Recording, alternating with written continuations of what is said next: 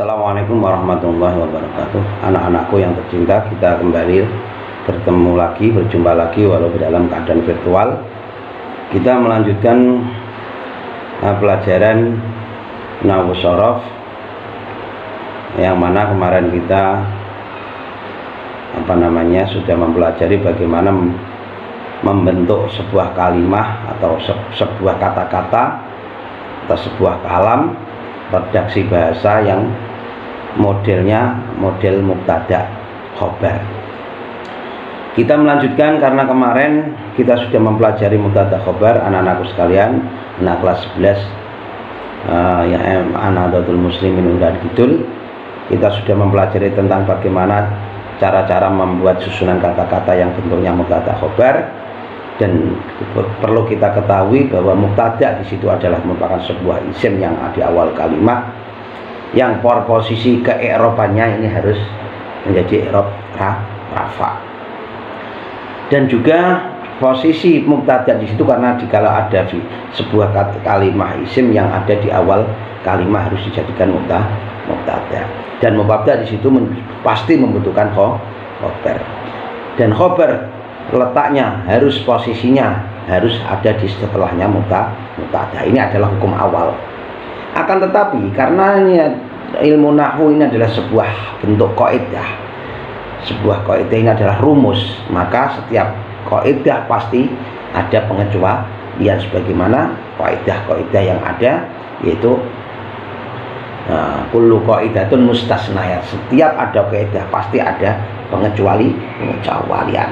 Nah, di sini kita akan mempelajari tentang pengecualian daripada mubtada yang mana mubtada ini, susunan mubtada ini harus menjadi awal suatu kalimah atau kalimat isim yang ada di awal kalimah. Dan posisi mubtada ini harus jatuhnya adalah sebelum khobar, tarkib khobar. Akan tetapi ini ada pengecualian. Ada susunan mubtada khobar yang khobarnya didahulukan.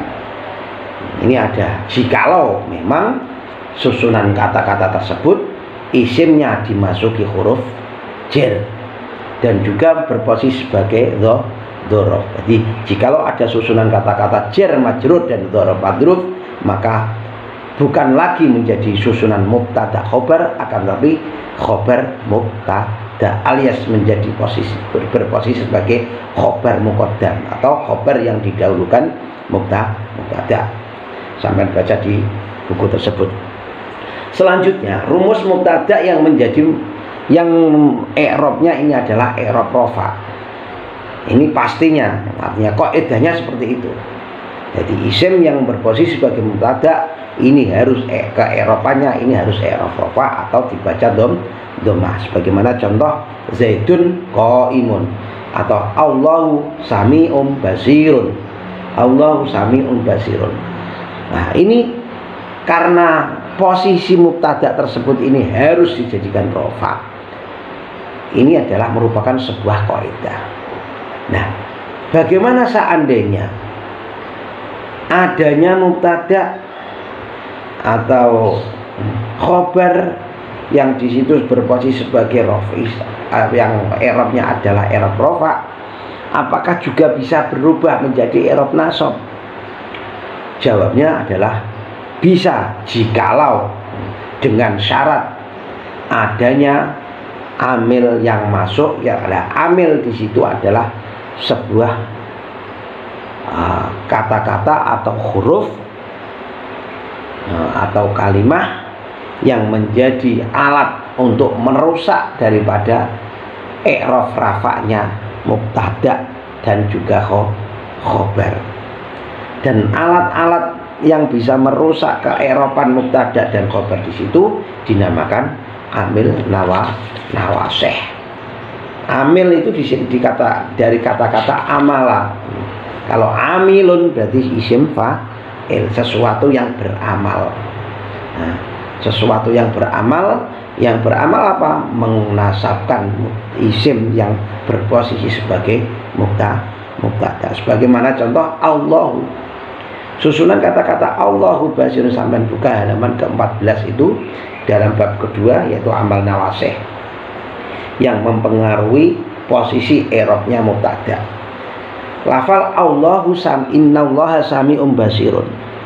Lafal inna itu sebelum dimasukkan ke susunan kata-kata Allahu sami'un basirun, ini posisi Allah di situ adalah sebuah isim alam yang menjadi mubtada yang harus di-i'rabi sebagai rafa. Jadi Allahu utawi Allah iku sami'un dat kang midanget basirun tur kang mirsani.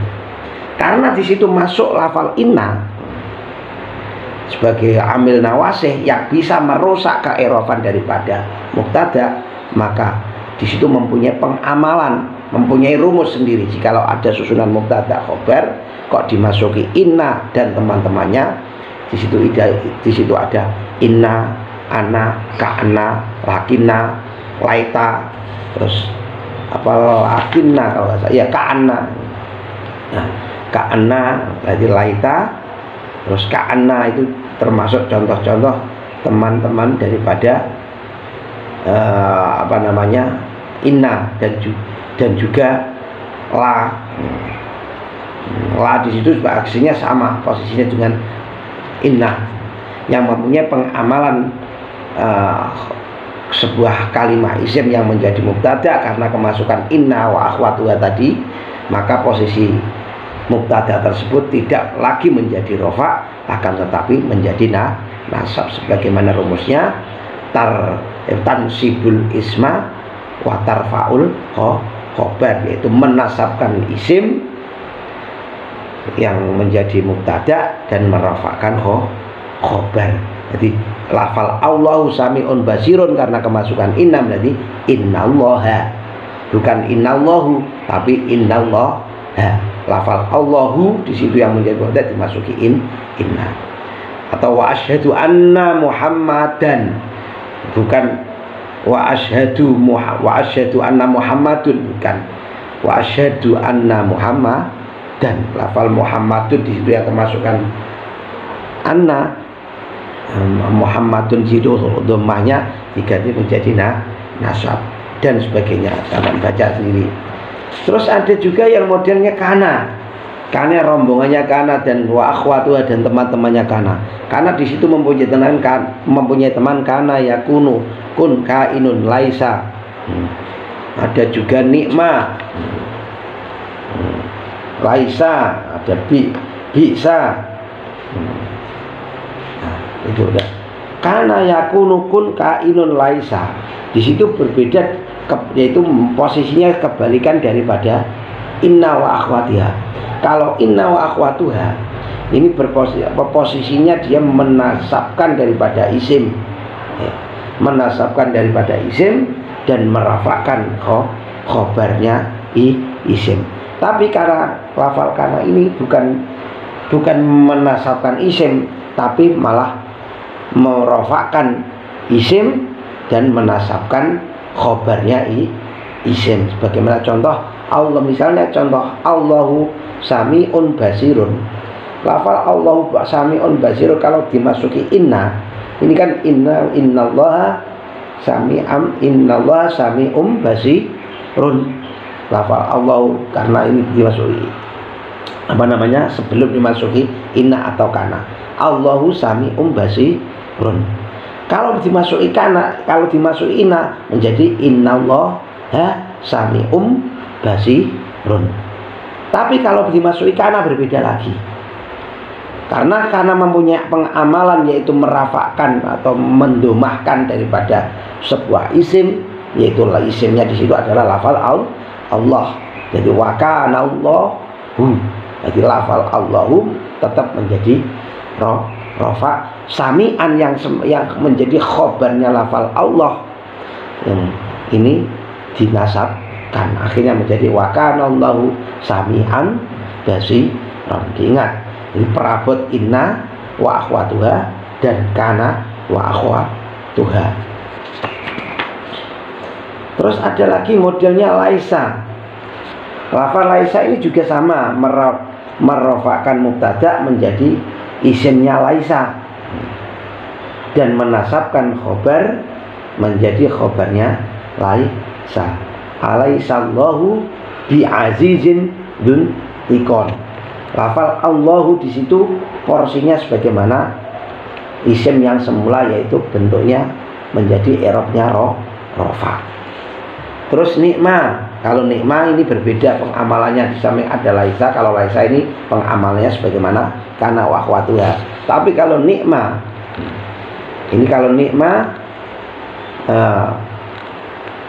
ini posisinya adalah dua isim, yaitu merofakkan dua isim setelahnya lafal nikma atau bisa, yang mana konteks lafal nikma bisa ini adalah mempunyai arti memuji dan menjelekkan. Sebagaimana contoh nikmar rajulu Muhammadun, nikma iku sak bagus, nikmar rajulu iku sak bagus-baguse wong lanang, Muhammadun utawi Muhammad.